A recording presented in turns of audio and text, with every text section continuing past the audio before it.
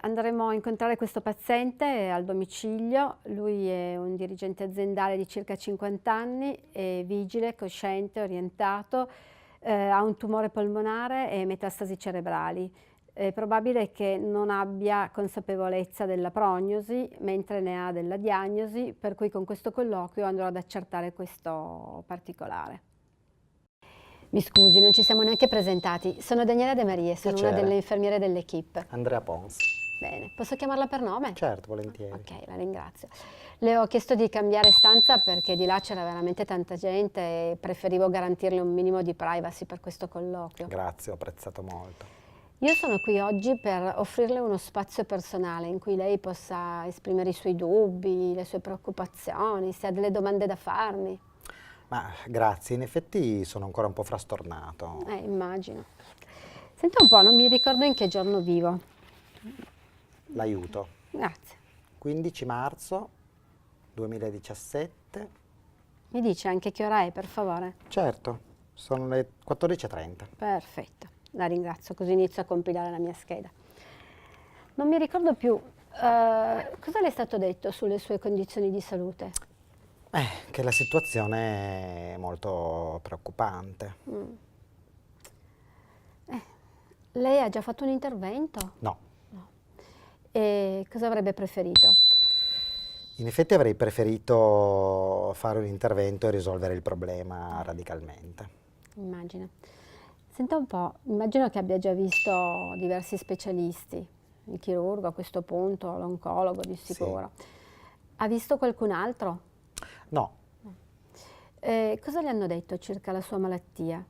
è che la situazione polmonare è compromessa e a volte in effetti me ne accorgo. Le chiedo un favore, mi scriverebbe con parole sue, aspetti che cerco un foglio, qual è la sua diagnosi? Certo. Sintetizzato, vero? Sì, come desidera.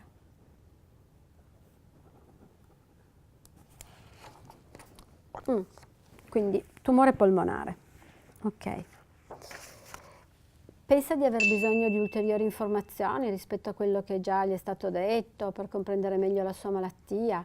Io sono qui appositamente per lei per offrirle questo spazio in cui può chiedermi ciò che vuole. Ma io ho ben chiaro che ho un tumore ai polmoni, quello che non capisco è perché non posso guidare. Senta un po', lei assume qualche farmaco? Sì, un cerotto di morfina da 50. Un cerotto di morfina da 50. Presumo che l'oncologo, quando gliel'ha prescritto, le avrà detto che interagisce un pochettino con l'attenzione. 50 mg di morfina forse sono la ragione per cui le hanno sconsigliato di guidare. Che Sì, dice? in effetti. È un peccato, mi rendo conto, perché sull'autonomia limita un pochettino. Sì, sì. Che idea si è fatto di come evolverà la sua malattia? Cosa ha compreso? Ma sicuramente che dovrò fare della chemioterapia, della radioterapia. Il medico mi ha detto che probabilmente avrò nausea, vomito, stanchezza. Sì, sicuramente queste sono le controindicazioni di queste terapie, però ecco, vorrei rassicurarla sul fatto che non necessariamente deve poi averle proprio tutte, ecco. Beh, io lo spero. Ma Negli ultimi giorni però sono stato male, ho avuto tosse, fatica respiratoria, perdita dell'equilibrio, tutte queste cosette. lei pensa che questi sintomi che mi ha appena descritto possano avere una qualche correlazione con la diagnosi che le è stata fatta, con quello che mi ha scritto prima? Non ci avevo mai pensato, a dire la verità. Potrebbero, forse la tosse, la difficoltà respiratoria, sì. Questa cosa qua presumo che la preoccupi. Sì, molto mi preoccupa.